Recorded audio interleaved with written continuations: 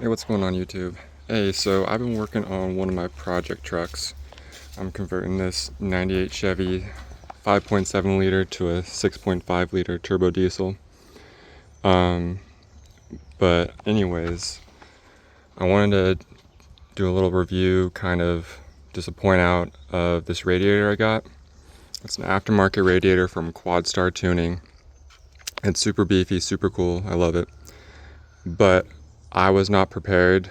I ended up being prepared to make brackets and stuff, but for my application, so this might be different in normal 6.5 diesel trucks, but this is a 98 Chevy half ton, and this is a pretty big radiator for this truck. On Quadstar Tuning, they mentioned you had to do some minor cutting and fit ups of like rubber mounts and stuff. As you can see, I ended up making my own brackets, and I used the insulation from the packaging. We'll see how that holds up. I just kind of threw it in there just to throw it in there to get this thing mocked up, because I just really want to get it started and fired and running and be able to finalize things a little later on. But this might hold up. I hit it with the heat gun and melted a little bit, but not too bad. So we'll see how hot it does and if it holds up or if not. It's just kind of a little experiment I'm doing personally.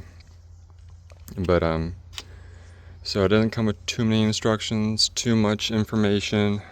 Like I said, I wasn't able to find too much of this stuff online for my application, because I have a 3-inch body lift on this truck, as well as like a straight axle swap and stuff. But the 3-inch body lift, I believe, is what's messing me up for this lower coolant line that goes from here to the pump. It was just a little too kinked right there when I had the original little Y pipe that goes to your heater core return. I just got finished plumbing that all together and stuff, which is a cool feature of this radiator and why I went with this radiator. But yeah, so I'm just going to need to get a different hose for that. I no longer need my heater core line coming all the way over to here. That was never factory for this truck to begin with, but well, at least for it to attach onto the lower hose. I went to back to the radiator, I believe, for the 5.7. But yeah, so this is how I have it routed now. I got some 90-degree fittings off Amazon, some stainless steel ones, and then this is some really nice brass one I found at Friedman's with some really sharp barbs, or decently sharp barbs. All the ones I found on Amazon are really dull barbs, and I always question them. These guys are super short, and so I went with those. I would kind of look for the shortest and strongest material, just because it's really close to my turbo. I eventually want to put a little plate there just to shield it from the heat a little more. This is a messy wiring harness. Like I said, I'm swapping a 1995 6.5 diesel into a 98 Chevy half ton. And so there's a whole bunch of things that I've had to do. I'll probably make another video on that a little later. But so this is, sorry, I've got a glare on my side, maybe on yours. This is my heater core return line. It's coming back in over here opposed to down there, and the big thing about that is the hot coolant from the heater core is going right back into your engine. And so they claim that this makes it adds more of a cooling effect to your coolant and to your overall engine, which I totally makes sense, you know, not having hot coolant going directly into your engine. So we'll see how that goes. This is the OEM rubber hose, and it works perfectly, so I did not have any problems with it there, even with my 3-inch body lift. This is just some brake booster stuff, just because I went from a gas engine that created vacuum for my brake booster to an engine that has a turbo and does not create vacuum. And I have my vacuum pump taken off of there because I don't want it and don't need it. And I got this brake booster reservoir can, and then I also have what's going to be going in here, another CVR electric vacuum pump. And so that's going to be its own little system for my brake system, because I do not have the hydraulic lines going back in my brake booster. But sorry, I'm getting a little preoccupied. There's a lot to do with this truck. But yeah, that is just a really nice radiator.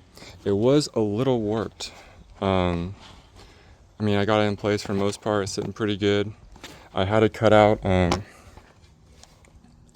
these brackets down there, so on the bottom where all the radiators sit. I'll get the phone down a little closer still on the phone.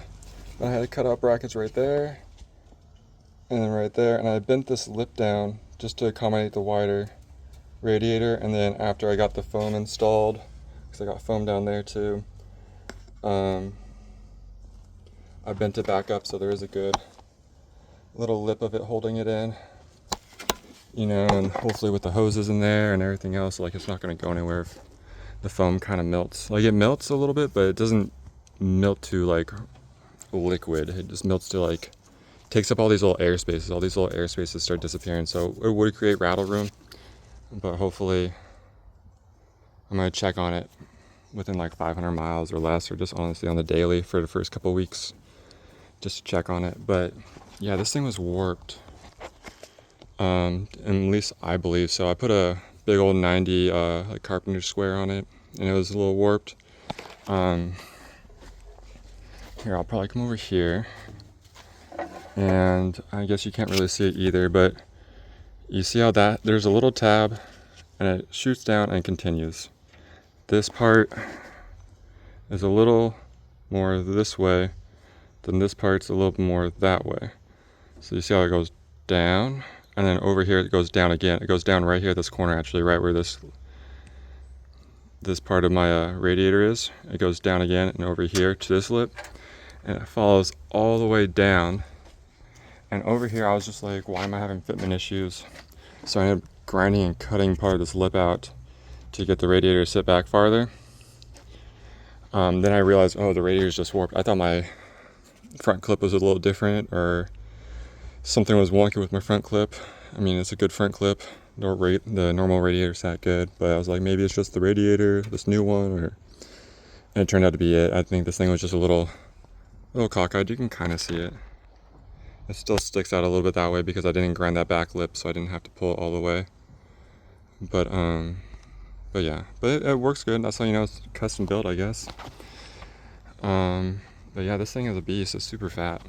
These are the brackets I cut out.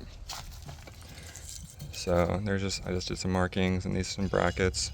So like I said, I just cut little squares out to allow these little corner feet. So like just how up here sticks out a little bit more. It comes from down here and then it goes up and over. Kind of see right there, it goes, get it focus. Goes down, up and over. Same with down there, the feet. And so these corners sat down a little bit lower than that normal rail. And so I really cut those things out, made sure there was no way those things were going to bump into anything important, and put a bunch of foam around them and foam underneath here. So this radiator is sitting on this part on the bottom side, down here. It's sitting on the foam on there. These foam outlets right here are just to be there to protect against any vibration, any little wiggle waggle. And then same for that side, just these corners should be free floating and it's fully sitting on the pressure of here. And then these are clamped down right here on these brackets. I mean,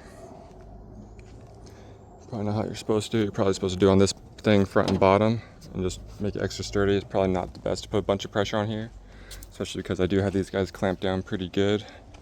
But we shall see. I have faith in this. This thing looks pretty well built.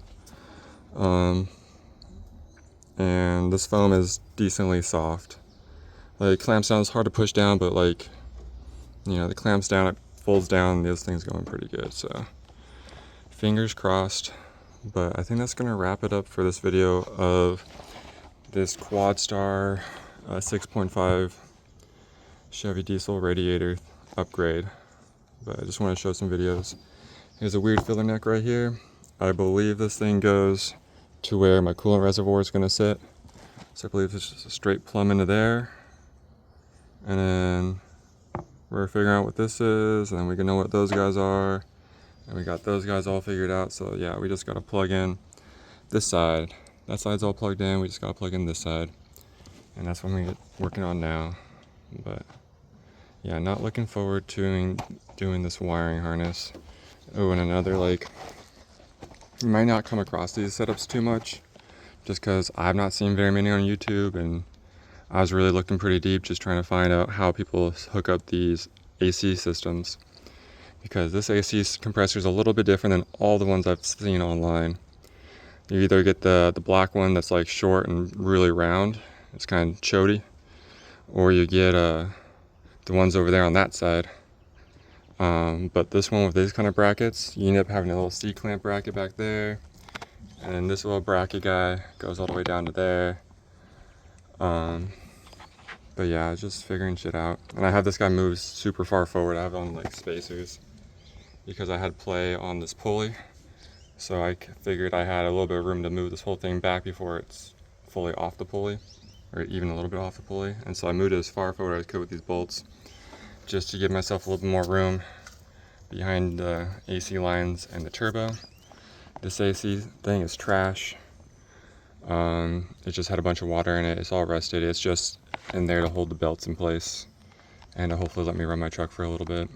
Eventually want to get a new one of those or change up the type of AC system and hook it up to mine, but that's a whole nother can of worms I gotta figure out. But yeah, I'm just trying to get everything plumbed, get all the mechanical parts ready to be run.